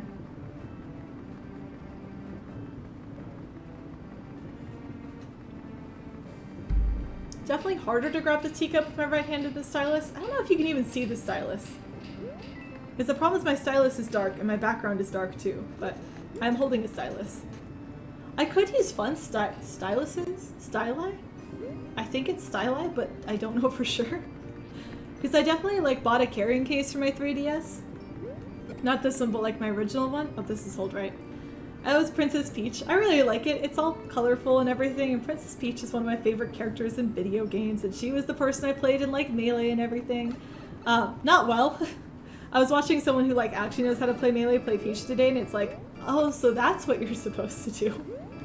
But it came with like extra styluses as like a bonus. So I have one with like a star on the end and one with I think a fire flower on the end. But if I remember correctly, they're definitely longer and they've got like a thing on the end of them, but that doesn't really make a difference. But I think they might be slightly wider too, or like slightly thicker, which would make them a little bit more uncomfortable to hold. So I don't know if I can actually switch out for one of those and like not get mad at it. Let's go. Still minus 35. That's still good. Oh, we're hitting World 15. Alright. Yoshi time! Maybe I'll have to try that one time, though. Actually go pull those out. Yeah, I know. I was thinking for a second, like, do I know where those are? Like, could I find those? But I think I can. I think I still have AR cards in there, too. Like, I think it was only when the 3DS came out. Like, it has the cameras on the back of it, right? The two at the top of the screen. And, like, it was advertised as having, like, those AR capabilities.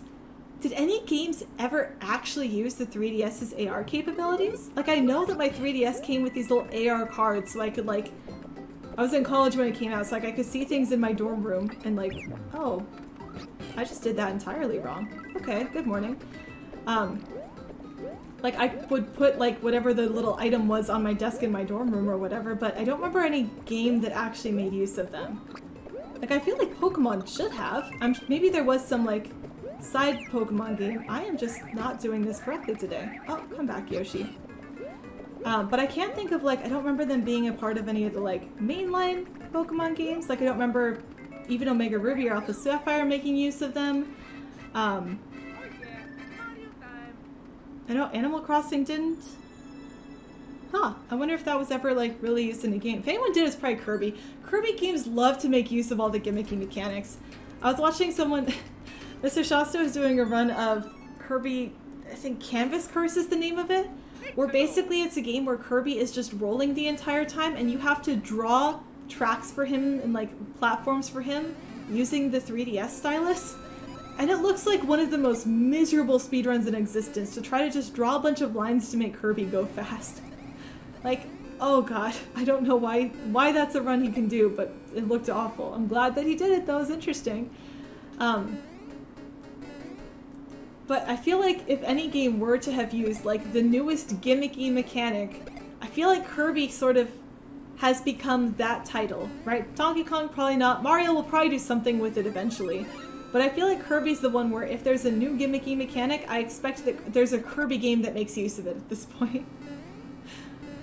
Kind of makes me feel bad for Kirby, because a lot of time gimmicky mechanics games aren't as good, but also Kirby games tend to generally be good, so maybe that's why. Kirby's got some of that flexibility since he is just round. And his power-ups are pretty flexible too, so you can make make whatever Kirby's doing work with the skills. So I remember there was also like Mass Attack was a Kirby game. There was a Yarn Kirby game. Like I feel like Kirby just ends up with these giant different mechanical games. Whereas Mario, it's like you get new power-ups, but you're still Mario. Like the running and the jumping part doesn't change too much. The power-ups are what move around. Oh, but I need to focus on this fight. Let me pay attention for a second. Oh, yep. This is the slowest version of this fight, unfortunately.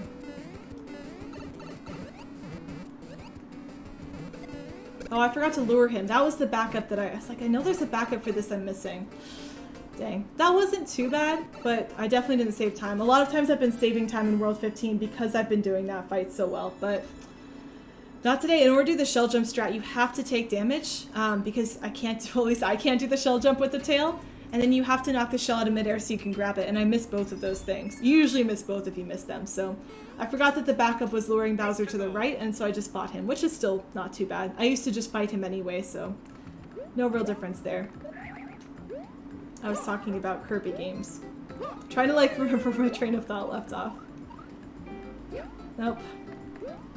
My train of thought is permanently gone now because I'm trying just to not die on this level. Alright, so this is not my best World 15, but that's okay.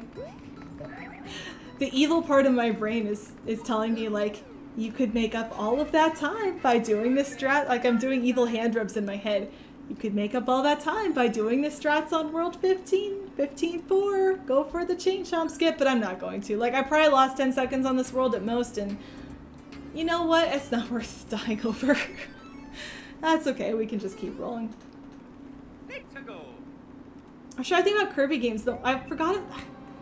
Maybe let's play Kirby's Air Ride as a kid. Like, I thought that I was the only one who just didn't like the main game and only liked City Trial, but it turns out that was like everyone's experience of that game, was that, yeah, the racing part was okay, but City Trial was the fun game. I was kind of like glad not to be alone, but I also felt less special when I figured that out. But man, City Trial was a ton of fun. I loved that game mode. I would still play that game mode. That was like one of the games that I loved enough that I just didn't want to stop playing it. And if I had known speedrunning was a thing, I probably would have speedrun that specific game mode. Now that I know speedrunning is a thing, I've found games that I would rather speedrun than one of the most RNG things in the world, I'm sure. But it was one of those games where I didn't want to stop playing. And so I specifically ended up, I don't know if I still have the paper for it. I might somewhere like tucked away in the strategy guide. I made up a series of bonus like challenges in City mode. Or so for anyone who doesn't know, by the way, City Trial is or Kirby's Air Ride, let's start there. Kirby's Air Ride is kind of supposed to be a racing game where you are racing on top of warp stars. You know, Kirby rides warp stars, they kind of just turn into vehicles. They all have different movement, you know, things like that. And the main game, it's got 3 game modes. The main one is like racing on tracks, you know, actual large courses that are appropriately sized race courses for a Kirby game. The next one is racing on like tiny courses, so it's a top-down view instead of sort of from the driver's seat. And courses are a lot more short, and there's a little bit more random events that'll happen in them. And then the final mode is City Trial, which is different than either of those two. Let me get my split in. Yeah, see, it lost no more than 10 seconds probably, or just around 10 seconds. Yeah, just around 10 seconds. So I could have made that up by going for both skips in 15-4, but can confirm that that's not a good decision. Oh, hey, we're only +7 from world record now. Not bad at all. But City Trial is specifically a different game mode where instead you sort of free roam around a city landscape with like a beach and a forest and a volcano and like towers and everything, and there's like a tram around the outside. It's really cute. And then random things will happen. The idea is that you're collecting power-ups for mini games at the end of the timed event. So you've got like 5 minutes to go around the city collecting power-ups by finding boxes, destroying things, you know, stuff like that. There's random events that will happen where like enemies will appear or other carts will appear that you can grab. It's so much fun. Much more replayable too because of how much like variety and randomness there is. I don't think I made that, so I did my backup. But what made that fun then is like there are so many things that just sort of were built in challenges because there was so much like randomness to that game mode that it had a lot of replayability. But even when I started to run out of things that felt fun with that challenge mode, I ended up doing other mini challenges. That was super close to the spike, where there were a couple of flowers that were hidden away at like really high points in the level that were kind of hard to get to. So I made a challenge around getting to all of the flowers. I made a challenge around destroying every single destroyable block in a certain area of the game. Right? Around riding the rails all the way around. Like, things that weren't that hard to do, but just gave me something to do. Like, park your car on this really hard to land on spot. Just something. Something that would give me a good reason to keep playing the game. I don't like any of the jumps I just did there, so we're gonna go super slowly for safety. And I don't think I've done that with many other games. I've done that with Smash Brothers before, I think, when I was a kid with Melee. I hadn't quite beaten everything in the game, but like I beat everything I could beat as a kid, and I ended up making up extra like classic mode challenges, where I would have these storylines that would happen, and I would, with this mini storyline, write down the battles you should do at each point. So I'd have a story where, you know, Mario and Link team up to go rescue both princesses, and they have to go fight Bowser and Ganondorf. And so I'd write down at the point where they reached the fight, like, you know, they'd made their way to the final boss, you know, set the CPUs to this level and do this fight. Oh man, I always liked video games. But City Trial was just so much fun because it was so open-ended. And I don't think as many games back then, of course, were that open-ended, where you just sort of could explore. Not only did it have like City Trial as a game mode, right? But it also had a free roam for City Trial where you could get any of the different card or stars. I keep saying cards because it's a racing game, but any of the available stars and just go wherever you wanted to. It was so much fun. I loved it. Sus. The fact that the two enemies kidnaps the princesses again. Oh wait, 16-4. Alright, bets on how many ground pounds? Maybe 2 again? First try, let's go. Dude, for like a month, I got ground pound first try every time, and now I'm back to celebrating whenever that happens because I completely lost my consistency on it. Oh, dang. Alright, what else do we get on this level? Lots of things. Ah, dang it though.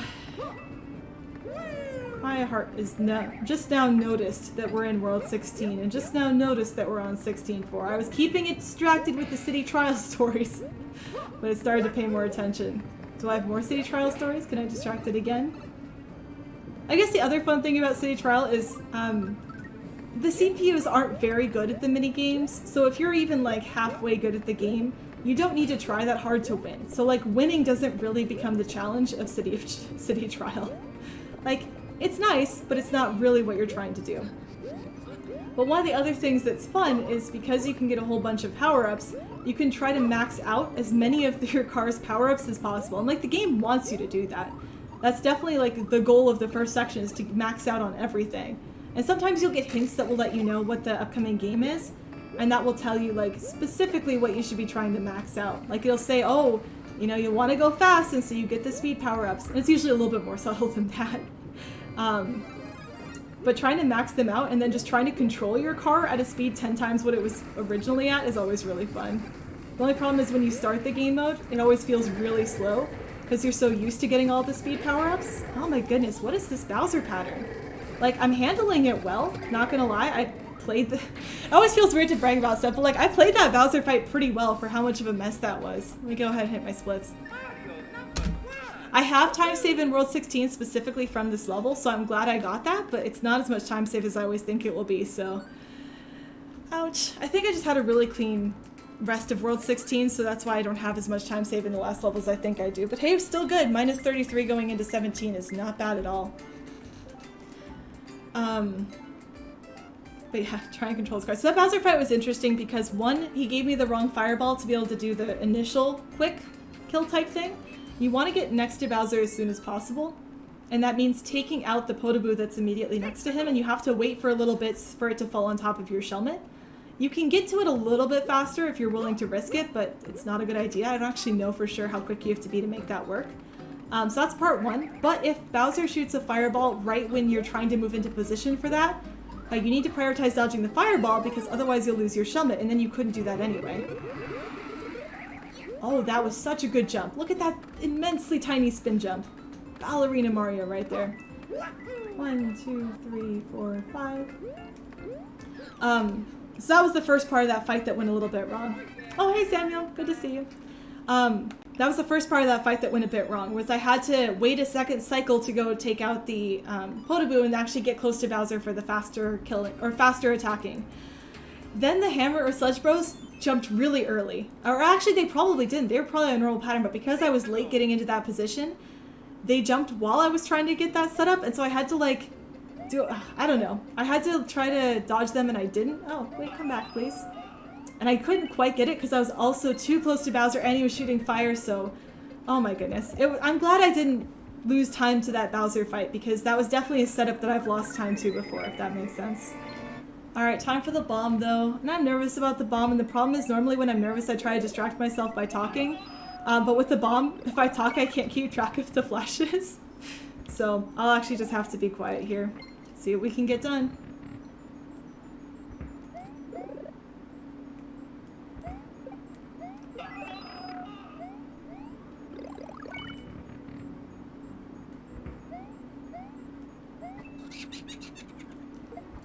Perfect.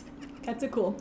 I also normally don't stop talking that soon in that room, but I have recently messed it up to the point where I had to lose a bunch of time using my safety mushroom early, so I no longer talk in that dry bones room because I make mistakes now, but that's okay. You played an SMM1 category before it got released so you can be the world history game. Is that the ninja one that they're adding in? Because I know there was a lot of, or not a lot, but like 5 messages, which is kind of a lot for our Discord server about the ninjas today, so I think that'll be a cool one. I know you've been asking for that one. I think some other people have as well. Like, I think someone whose name I didn't recognize, looked like they might have just joined in like today, specifically asked about that one. So I'm excited that that's going to be a category. I definitely enjoyed watching people go for the ninja times. Like, watched Ray's, I don't know if Rayfire did, but Pangea Panga usually does ninjas the day they come out. And especially when I was grinding ILs, I liked watching those while I was grinding ILs because it made it feel like someone else was grinding the IL with me, even though obviously he was not playing the same level that I was. We were not even playing the same game, but, you know, just knowing that someone else was grinding and getting frustrated because the level was being mean or something was really precise just was somewhat reassuring in like a negative way, but like in a way that made me feel better about stuff. Oh, you took 40 minutes? You haven't played most of them? Are you going to try to seriously run the category then, or just wanted to snipe that day 1 or day 0 world record? It does look like a cool category. Like, I think some of the early ninjas, Nintendo hadn't quite clued into how speedrunning works, because Nintendo kind of, I don't think, ever really participated in the speedrunning community. So a lot of them were pretty straightforward and sort of once you found a strategy, you were good to go. But I think a lot of the later ones, like they intentionally made them more complex, made them so that you have to optimize things. Like none of those were hold right. And there were multiple routes too, so you had options on which path to take. Like I remember they came out with one that was like collect a certain number of coins, that was the clear condition. And the number of routes you can take in a level where you just collect a bunch of coins is pretty high, so people were going really far back and forth trying to figure out what the right strategy was. So that could be a really interesting category because it's designed, like unlike most Mario games, that specific category was designed around being able to speedrun, right? All of those levels were designed around speedrunning, which, again, Nintendo's never done. Like, that's so cool. It's interesting to see what levels look like when Nintendo wants them to be speedrun competitive. So I think that's going to make it a really interesting category if people are running it, because it's just going to have that makes it different, just right off the bat. So it'll be really cool. You'll play more? You also assumed the timing? You assumed the timing as in you think it was 40 minutes, but you haven't measured it yet, or something else? I wonder if I don't know if I'd be interested in running ninjas. That one, it does seem fun, but like, I like this game. There's enough levels in this game. I don't need more levels from a vaguely similar game. If I ever like get tired of this game or want a second speed game, like want to adopt another speed game or something, then like Mario Maker 2 seems like it'd be a natural choice because 1, I own it, and 2, it's also Mario Maker. And like clearly that's where I'm comfortable. But I feel like I would probably actually be more likely to run another 3DS game. Partially because I just have the setup for it, you know? Like, I don't have a capture card for my Switch. And I've thought about getting one before because I think it could be fun to play Mario or Switch games in general on stream. But that's just a setup I don't have right now. So if I were to run something else, might be another 3DS game.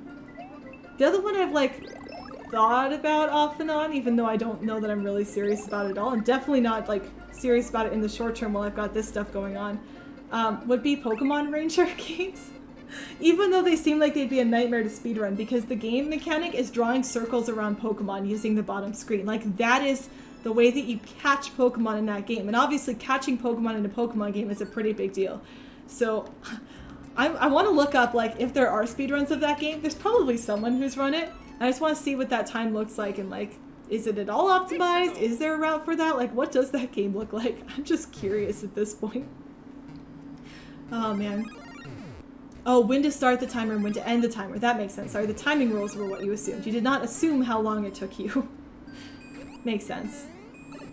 Thankfully, like, once you have a recorded run, as long as you left room on either end of it, the timing rules will come out. I panicked because I thought I messed up my route and I didn't. Once the timing rules come out, it'll be easy enough to retime it if you need to. Like, getting the recording is the important part. And then, of course, you want the buffer room on either side just to make sure you don't cut off anything that's required. What's the game name of what I'm playing? I'm playing Super Mario Maker for the Nintendo 3DS. I assume that's not what you were asking, though. But I apologize if I missed the context. I was also talking... Oh, Pokemon Ranger. So the Pokemon Ranger series is the series that I'm thinking about. And there's, I think, 3 games. It's Pokemon Ranger, Shadows of Almia, and I think Pokemon Ranger Guardian Signs is the last one. And I don't know, like, what the speedrun differences would be between either of them. The later games are definitely a bit more forgiving.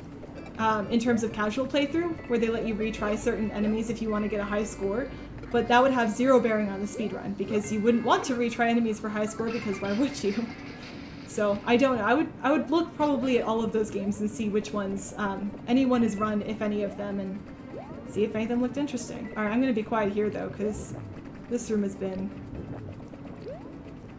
Or I can just get good luck today. So I went quiet because this room has been trolling the ever-loving heck out of me for the last 2 days. Maybe even 3 days. And for some, because I've been getting, like, one of the worst Bowser pattern. Yeah, see? Gold split by 5.6 seconds, saving time all over the place. Gold split, that's more of the load times, though, because that's an 8-level world. I'm ahead of world record now, though, which is cool. But... the Hammer Brothers in the end of 17.8 have been completely trolling me in the last few days. They've been giving me a pattern that, like, I have not been handling well. If with the way I would handle it safely, it's one of the slowest patterns you can possibly get, so it's been awful. They gave me a really nice pattern there, by which I mean the third Hammer Brother, the first one on the second row, or the leftmost one on the second row, just didn't even throw a hammer in a way that bothered me whatsoever. So it was really easy to get past. So that was nice of them. And hey, look, I was able to successfully juke the first blooper. And then I, hit this, but that's okay. God, this part of the level is just such a mess. Like, this particular level exists. Only 1 damage, though, so that's not too bad. Alright, Koopa Clown Car, where are you at? And now I want to... Oh! I'm hovering above the lava. Dude, this is so fast. Oh, and I slowed down at the end, but ironically... hitting the lava there actually saves time because I didn't bounce off the last cinder block, so that's pretty cool. Oh, please don't take damage here. Making up for the adventurous spike section at the beginning of this level. Oh, okay, we made it through. We made it through. Go low to avoid the Bowser Jr. shells. Take out that final Hammer Bro because I took damage to that yesterday. Man, the other thing that's interesting about having done so many runs in such a short amount of time is there are so many things I'm, like, actively thinking about that have happened to me recently in this game, where it's like, that happened yesterday. Oh, man. English 3DS or Japanese? I have English. I got my 3DS from Japan, but I believe the region is still set to North America on it. I can't remember if that was an option I picked or what. Oh, shoot! I promised someone I would send them... I think I told Uvid yesterday that I would let them know where I got my 3DS from, and I completely forgot to do that. Oh, dang. I knew there was something I forgot to do yesterday after stream, but I couldn't remember what it was. Dang it. I will have to try to remember to do that tonight instead, because I feel bad that I told them I would and then I did not follow up on that one. Dang. But yeah, I bought my 3DS from a place in Japan that did 3DSs with capture cards. Blanking on the name, but my region I think has been set to US. Gold. Oh, sorry, I'm behind on chat then. Yes, that was a gold. Yay. Thanks for the energy, Belongsi. Oh, man. I know. We're in World 18. What's up? Let's go. There are 5 runners for Pokemon Ranger English, 9 runners for Japan. Oh, I didn't realize they split the category. I wonder why they split the category. Thanks, Belongsi. I wonder why they split the category. Usually games or speedrun games don't split categories on language. You just set the language to one or the other. Maybe it's because this game you just can't set the language. You have to use whatever your region locked to, which is kind of sad. Oh, I meant to jump on top of that. That's okay. Wonder if that's the case. Oh, someone did a run yesterday? Apparently it is active then, so that's pretty cool.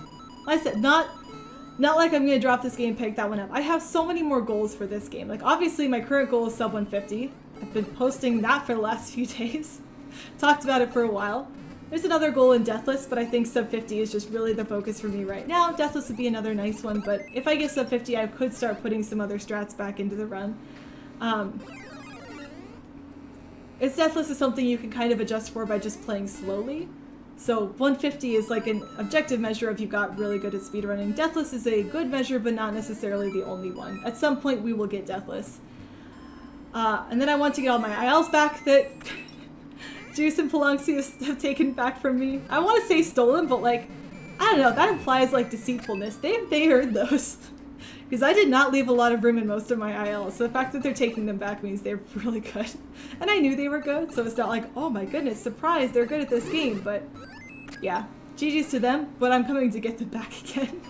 So it's like, I want to do that, I want to do guides for this game, I want to do a spliced run of this game to show human best time, things like that, so like if I think about how long it takes me to do all of those things, like that's another year, right? That's gonna take a while. So it's not like I'm looking to actively get into a new speed game anytime soon. But I don't know, I think speeding is one of those things where once you start it, you kind of want to keep doing it. And so it's like I've already started thinking in the back of my head, okay, if I ever do want to switch speed games, what's next? Of course, if I ever get tired of this category, I could always go for 100% because there's maybe some room for improvement in that category. Could take that one on. Oh man, if I do 100% run, it'll probably be as just part of like a long Saturday stream or something like that, where it's like, well, today we're doing 100% and we're just gonna see how long it takes. Not too much prep. I should probably prep a little bit. Like I didn't prep at all for my pacifist stream, and that, maybe I should have figured out some strats for like 16-2. So with 100%, oh, really Bowser Jr.? That was rude. Maybe I should figure at least a few things out before I jump into that one, because if the record's 8.5 hours and I haven't practiced any of them, that's potentially a 12-hour stream. I think the first official time of it was a 12-hour time. So, yeah, that's an option. It's something I'm keeping in my back pocket if I ever want to do a ridiculously long stream of this game, but I don't want to actually run at 8%. Threw that last fireball the wrong way.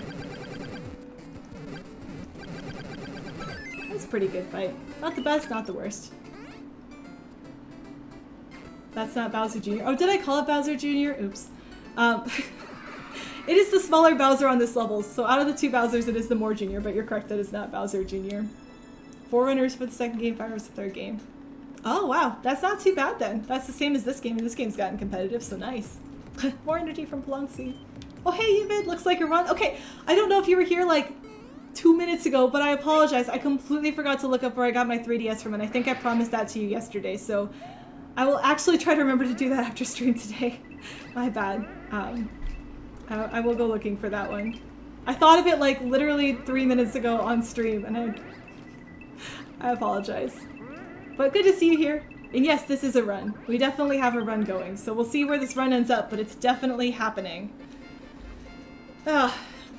Definitely have something happening. I sighed because I looked at the levels that are coming up, and just the next one is always an adventure, but we'll see what we can do.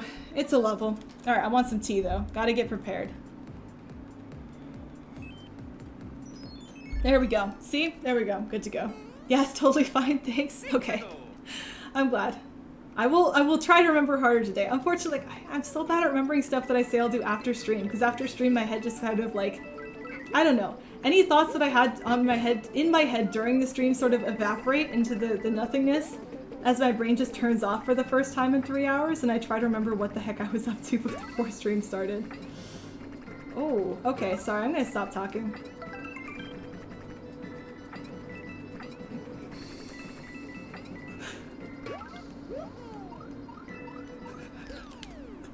Sorry, some interesting things happened there, and if you don't know the route I'm going for, it looked like I was fine, but I was not fine for a bit.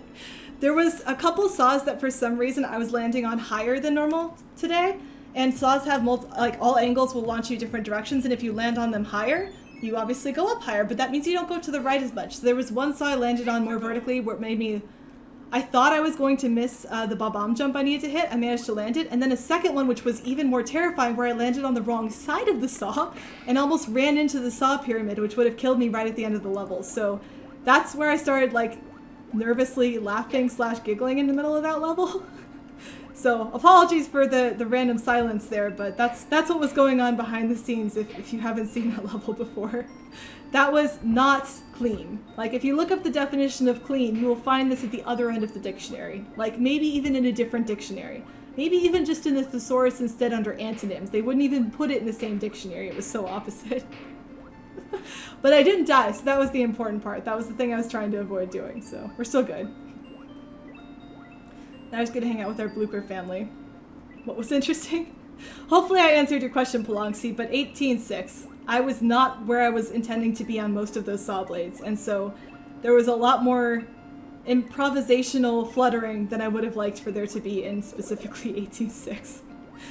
I had improvisational fluttering in an earlier Yoshi level too, where I messed up the beginning, I think of 15.1, but, you know, improvisational fluttering at the beginning of 15.1, that's fine.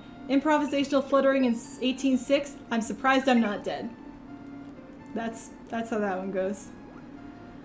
Okay, so yesterday I was nervous on this level and I completely forgot that Hammer Brothers existed. Or at least I forgot that there was a Hammer Brothers section in this level. So the thing I'm thinking about right now is the next section is not the Angry Red Wigglers. The next section is the Hammer Brothers, which means you're aiming for the POW.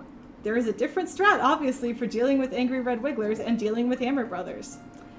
I survived it because you've got plenty of time. This is an auto-scroller at a slow speed, but still, try and pay a little bit more attention to that one today. Hi, Wigglers. Follow me, please. Just kinda, come on. There we go. Nice, easy loop. Look at how clean that.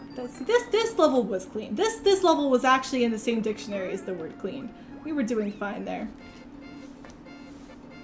You're totally fine, thanks. Sorry, I can't quite see the emote. You're sending energy her way. Yeah. To be fair, like, I don't know. I would always take the hug too. RNG? No, don't send me RNG. I don't want your RNG, Samuel. Aw, Loxy did hug you back. Aw, so wholesome. Cheerful chat moment. Of course, you should never feel pressured into hugging someone you don't want to. Physical boundaries are important, but I'm glad that, you know, everyone was happy. Alright, 18.8 last level, let's go. See what we can pull out. I'm sorry, I apologize. I am not going for the spring strat. I still haven't learned it. My main goal is just to not mess up the back of, like, the normal spring strat, which I've missed for the last last run of this. Sorry, I missed in yesterday's attempt and I missed in my PBs. The goal is to just throw the spring at the correct time. And if I don't throw the spring at the correct time, please. I can get up that wall. It's fine. If I don't throw the spring at the correct time, the goal is to back it up correctly, so we'll see how that goes. Alright. I got confused because I thought my bunny was there, and the bunny was not there. It was instead just a corner of a blanket that was crumpled up weirdly. Dude, I swear I have haunted bunnies, or my house is haunted by rabbit ghosts, which is weird, right? Like, that doesn't really make a ton of sense. But, okay, let me actually focus. Yay, I did it! That's not a hard trick. But I've missed it recently. Why? I don't know, but I have. Like, I have actual pet rabbits, right? And they run around, they do adorable rabbit things and everything, and it's awesome. But one of the things to get used to as a pet owner is just hearing sounds and being able to go, oh, that's, you know, my pet doing X thing, right? That's my bunnies trying to dig a hole in that side of my carpet. It doesn't work, but, you know, they're trying. They mostly try to dig on hardwood, thankfully, so they don't ruin my carpets, but still.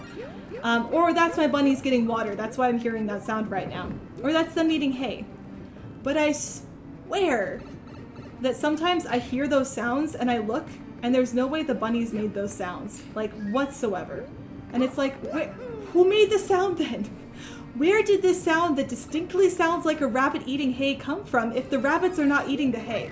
And at the same time, there's a lot of times where I'll see something out the corner of my eye and I'll be like, oh, that's my rabbit running across the floor.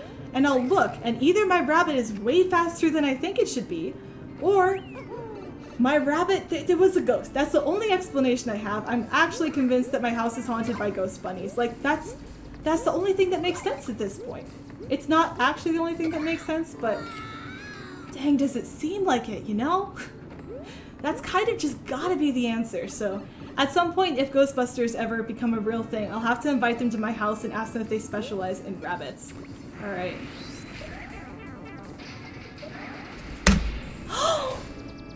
I got it! I actually got it! Oh my goodness. Dude, 149.33! I got it so much too! I wasn't even like just barely a 149.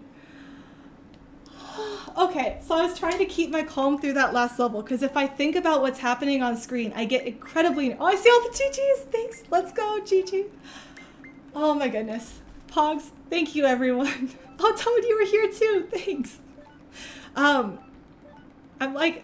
My hand is actually shaking a little bit. I'm so excited.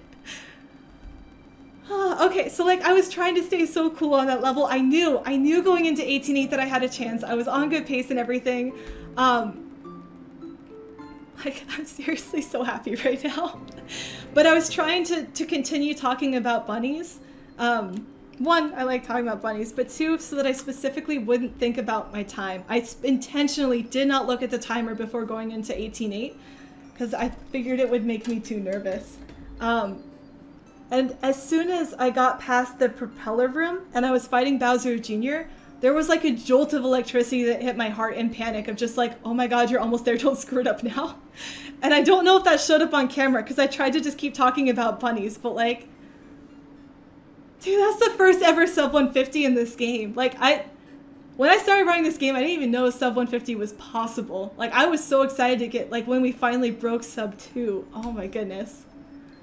And only one death too. So the nice thing is, even though like a lot of that time is load times, I still played just about as well as my PB did, where I didn't have a ton of major time losses. I only died once in the entire run, which is pretty darn good. So yeah, dang. So happy for you. This was a really well-deserved PB. Thanks, gamer. Aw, thank you for all the support, everyone too. Seriously, I'm so happy. Like, this is a goal of mine. Like, I really wanted to hit this milestone in particular. So I definitely had wanted to get the sub 2 hour milestone. But Paloxy got that one. He had a great run, managed to break the 2 hour mark. And I like was excited, but I also was like, oh, I want to get a milestone. I want to have a milestone too. And so the fact that I managed to get the 150, that's why like I've been so excited about it and so focused on playing it. And like, this is the most I've streamed in a row ever, like legitimately ever. And before, like a couple of weeks ago, if you told me I was streaming 4 days a week, I've been like, that sounds exhausting. What the heck was I thinking? But I've been so excited about this number that's what keeps me coming back every day. So